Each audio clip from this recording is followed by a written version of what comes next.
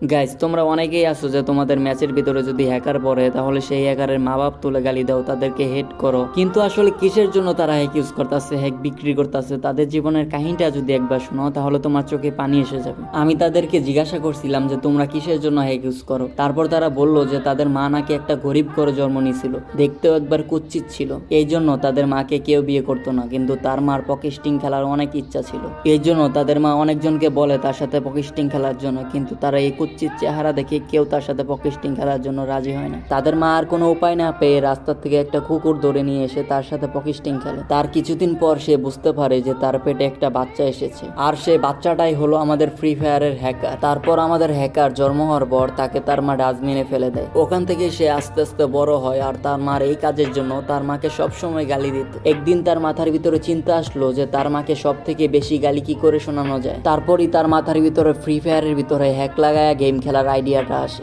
আর তাদের আইডিয়াটা সফলভাবে কাজে লাগে। ঠিক